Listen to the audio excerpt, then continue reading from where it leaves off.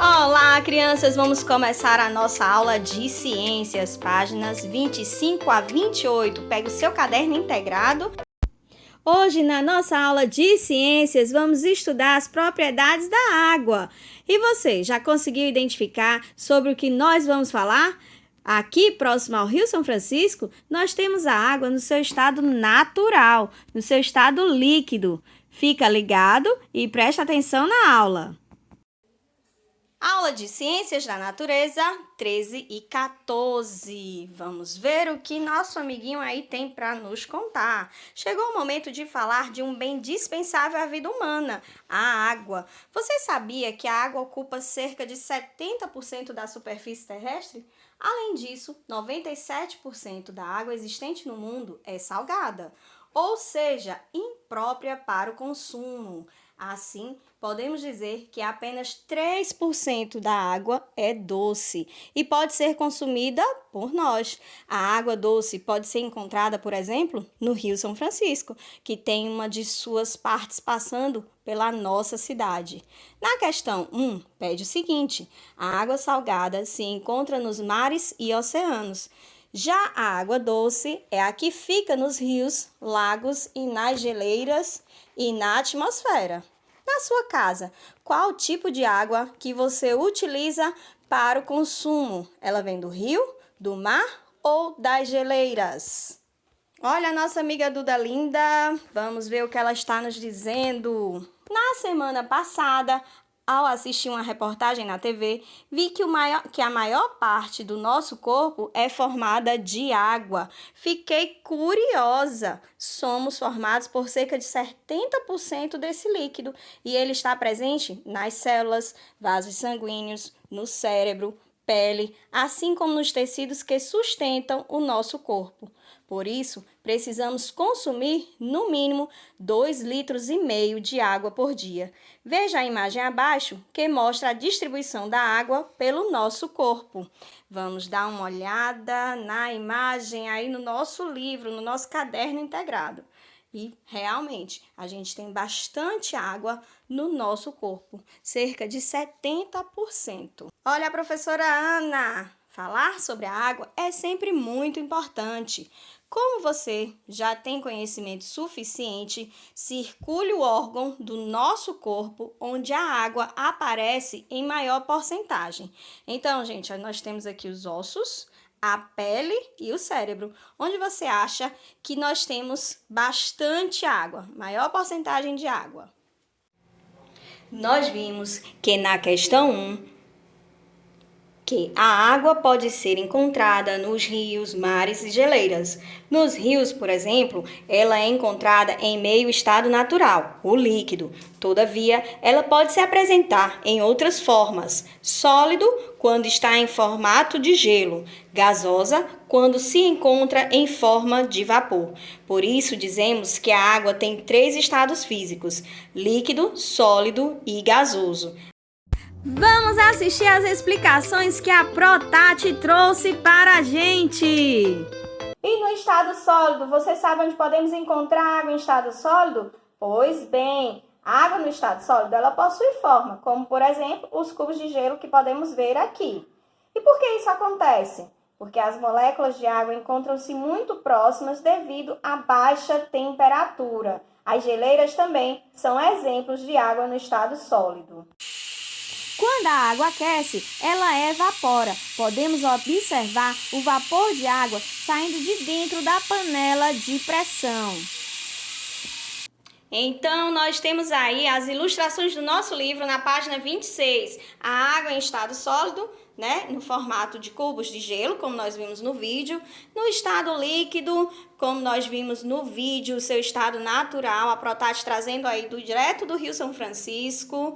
E no estado gasoso, o vapor de ar que sai da panela quando a água ferve. Muito legal estudar os estados físicos da água, não é mesmo? Agora vamos fazer um exercício para pôr em prática os nossos conhecimentos. Você deve observar as palavras do quadro abaixo para completar os espaços em branco. Então, nós temos aqui as palavras natural, gasoso, gelo, líquido, vapor e sólido. Vocês vão pegar essas palavras e vão completar a frase de modo que ela tenha sentido, viu? Então, vamos ler aqui a frase juntos. A água pode ser encontrada nos estados, então você vai colocar aqui, ó, os 3 estados físicos da água. Em formato, dizemos que ela está no estado líquido. Então, em que formato, gente? Natural, gasoso, gelo, líquido, vapor ou sólido? Podemos afirmar que ela está no estado sólido. Então, você vai colocar aqui nesse espaçozinho aqui como é que você pode afirmar que ela está em estado sólido. Lembra do vídeo lá da Protati? Lembra do que o garotinho lá falou pra gente? E quando se encontra em formato de, temos aí o espaço, dizemos que ela está no estado gasoso. Então, você vai colocar aqui, vai completar com estas palavras. Você sabia que essa água que você está vendo aqui no Rio São Francisco, no estado líquido, ela vai evaporar, subir para a atmosfera e descer em forma de precipitação de chuva? Pois bem, fique ligado na aula, que é esse assunto que nós vamos estudar. Olha aí o vovô Zelino! É muito importante falar sobre a água. Além do que estudamos, você sabia que a água tem um ciclo? Deixa eu explicar melhor. Isso acontece porque o ciclo da água se repete infinitamente. Primeiro, ela está no oceano, nos rios ou lagos, tranquilas, corta, edita. Isso mesmo, Protati! É muito importante falar sobre a água. Além do que estudamos, você sabia que a água tem um ciclo? Deixa eu explicar melhor. Isso acontece porque o ciclo da água se repete infinitamente. Primeiro, ela está no oceano, nos rios e lagos, tranquilas, mas o calor do sol faz a água evaporar em forma de vapor. Ela vai para o céu. Quando chega lá, ela se condensa e forma as nuvens. E daí, quando a nuvem está bem carregada, a água volta para a terra em forma de chuva, granizo ou neve. Por isso, é um ciclo. Vai e volta. E cada mudança do estado físico que ocorre, ela recebe um nome. Vamos ver? A fusão, por exemplo, é quando a água passa do estado sólido para o líquido. Quando falamos de evaporação, entendemos que é quando a água passa do estado líquido para o gasoso. Na condensação, a água passa do estado gasoso para o líquido. E, por fim, a solidificação, que é quando a água passa do estado líquido para o sólido.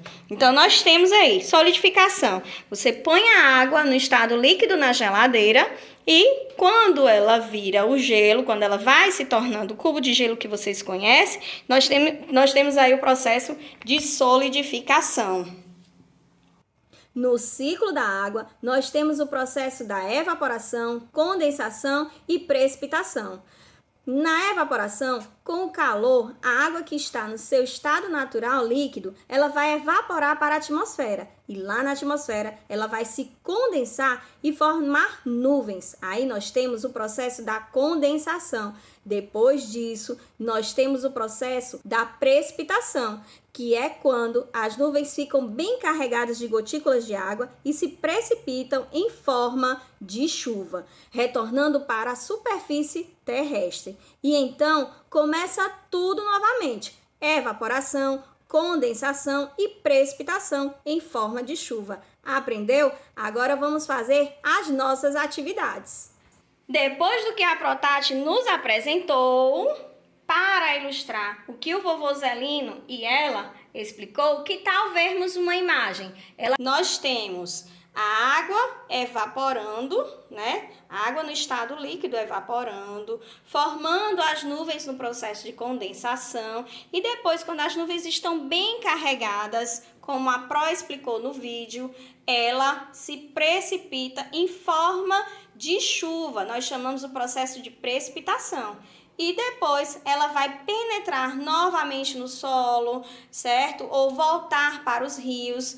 Vamos ver o que é que a Proana está pedindo para a gente fazer. Enumere na imagem acima, de 1 a 4, os processos que compõem o ciclo da água. Lembre-se que as águas inicialmente encontram-se na superfície terrestre. Estudar a água foi realmente incrível.